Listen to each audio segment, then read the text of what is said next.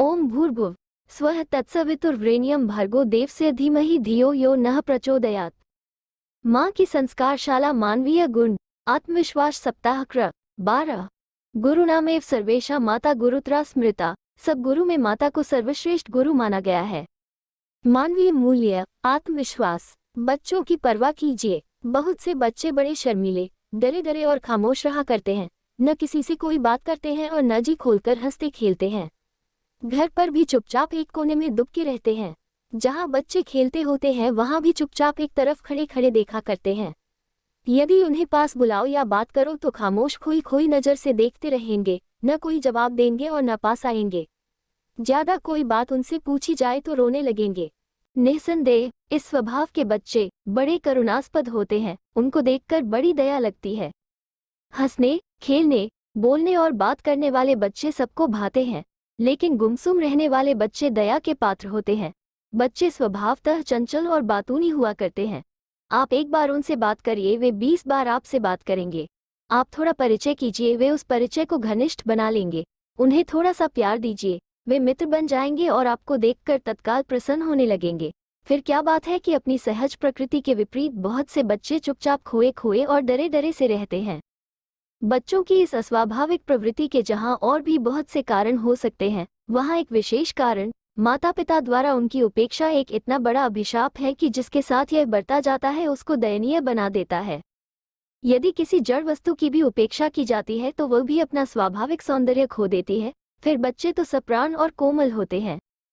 उनके मन मस्तिष्क पर हर बात का प्रभाव पड़ता है और वे उसका दुख सुख भी अनुभव करते हैं।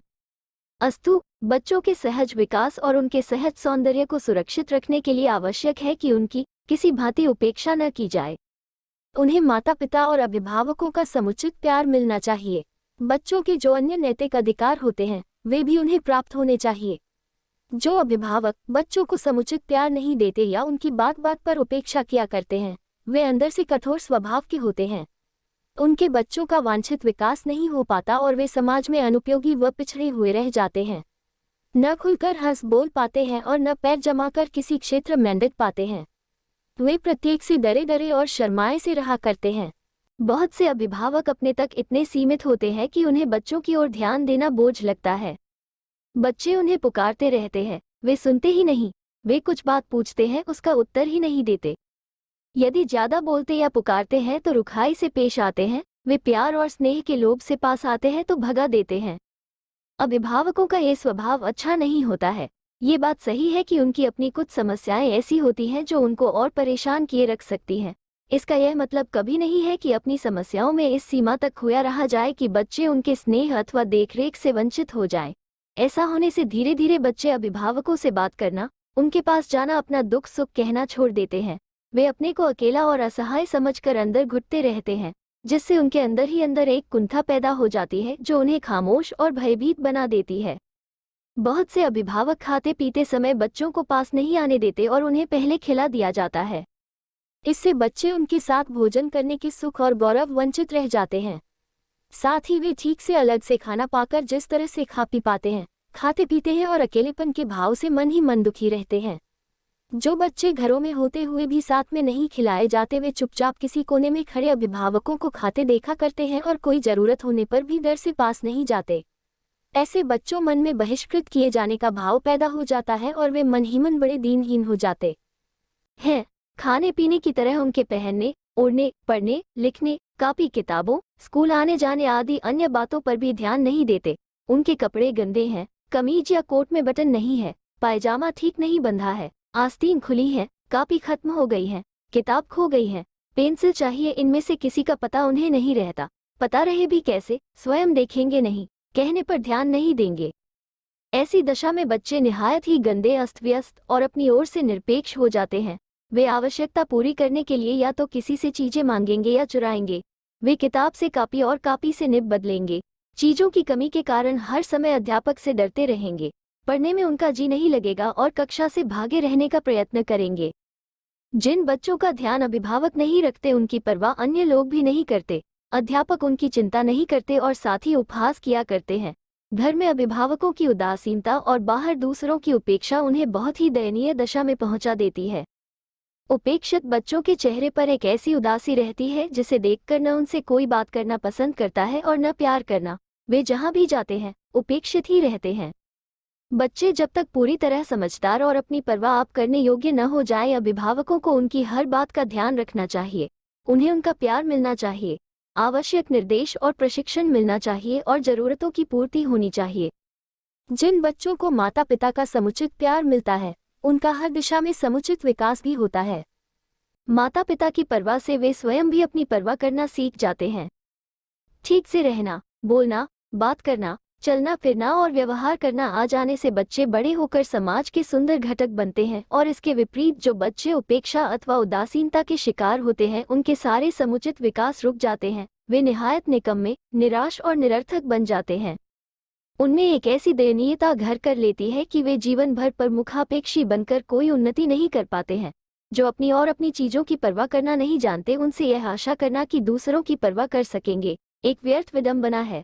वे जहां रहेंगे अस्त व्यस्त रहेंगे, जहां काम करेंगे लापरवाही बरतेंगे, वे बातों में विशृंखल और व्यवहार में ऊटपटांग हो जाएंगे। उनके जीवन में एक ऐसी अनुशासनहीनता आ जाएगी जिससे वे और तो और अपने लिए भी उलझन बन जाएंगे। किसी भी बच्चे को चाहे जितना अच्छा भोजन, कपड़े और अच्छी अच्छी चीजें क्यों न दी जाए, किंतु तब तक उनका उपयोग उसके लिए सार्थक न होगा जब तक इन सब बातों के साथ उसे अभिभावकों का प्यार नहीं मिलता। न उसका स्वास्थ्य बन पाएगा और न वे ठीक पहनना ओढ़ना या रहना सहना सीख पाएंगे। बच्चों के प्रति माता पिता का समुचित प्यार और उनकी परवाह किया जाना बहुत से अभावों को यूं ही पूरा कर देता है। बच्चों को प्यार से सूखी रोटी भी खिलाई जाएगी तो भी वो उनके स्वास्थ्य के लिए बहुत लाभदायक सिद्ध होगी। उनके मुख पर एक तेज और हृदय में एक संतोष रहेगा। उनको पहनाया हुआ मोटा और सस्ता कपड़ा भी उनकी शोभा बढ़ा देगा। प्यार एक ऐसे रसायन के समान है जिसको पाकर बच्चे न केवल संतुष्ट ही रहते अपितु परिपुष्ट भी होते हैं।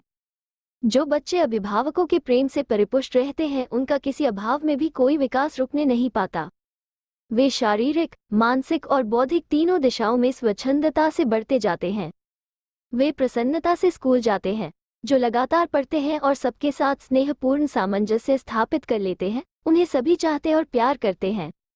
किंतु जो बच्चे सभी अभिभावकों के स्नेह से वंचित रहते हैं उनके मन में एक क्षोभ, असंतोष और चिंता रहा करती है।